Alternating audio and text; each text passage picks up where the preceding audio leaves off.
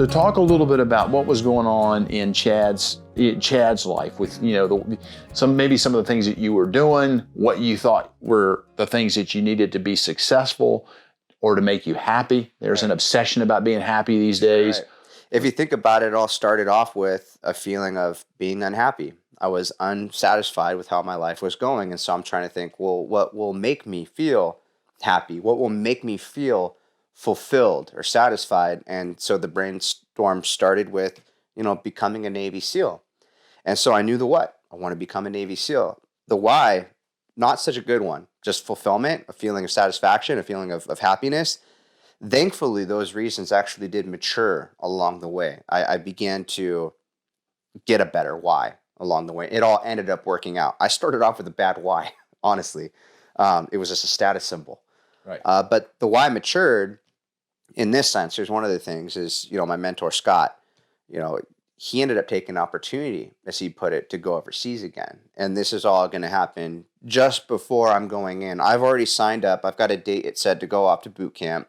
He's hopping on the phone with me, telling me, all right, Junior, I'm about to go do this thing. He's referring to going off to Iraq. And he says, I just want you to know something, though, that I've never told anybody I've ever trained before. He goes, I know you're going to make it through SEAL training. And to hear that from Scott, my mentor, this guy that whenever we were in conversation in the car, he would tell me all the time, yeah, you never know who's going to make it. The guy that you think will make it doesn't make it. The guy you don't think will make it, that guy makes it. And I was just always waiting for him to say, though, but I think you're going to make it or you're going to do just fine. And he wouldn't say that. And I knew I was going to die before I quit, but I wanted him to have that belief in me too. And he was always very cautious not to say that. And here he is on the phone about to go off to Iraq, and he's telling me something he's never told anybody he's ever trained before. I know you're going to make it through SEAL training. So that meant the world to me to hear that from him. I couldn't wait for my opportunity to make him proud and prove him right. And so he's reminding me of the timeline of things on the phone, that he's only going to be gone a short amount of time, just a couple months. That's about the same amount of time I'm going to be off to Navy boot camp, which I'm leaving just a matter of days from that point.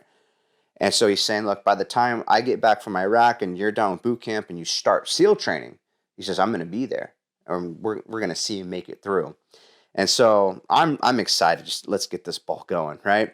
And so he's saying goodbye. We say our goodbyes, get off the phone. And so I figure, well, Scott's gone. I just got a number of days before I go off to boot camp. If I can't work out with my mentor in person, what's the next best thing? Well, the next best thing is do some of these workouts we've already done together in the past. I know the program.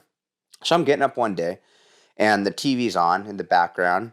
And I remember it just catches my attention because I see something on TV. It's Scott smiling on the television. And I'm thinking, what is Scott doing on TV? He didn't let me know he's going to be on TV again. He's been on TV multiple times, right? Man vs. Beast, combat missions, all these other, reality programs that were going on at that time. So I just thought, he's off in Iraq. He didn't let me know he's going to be on TV again. They're using a smiling image of him. Typical shot they use before they introduce somebody onto a program. And so I'm not really tuned into the commentary going on in the background. I'm just looking at this smiling picture of Scott. And then I look at the lower third of the screen.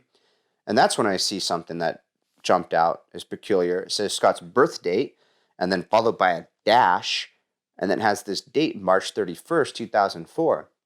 And before I could really think through what that meant, because it's just so unexpected, I'm trying to process that.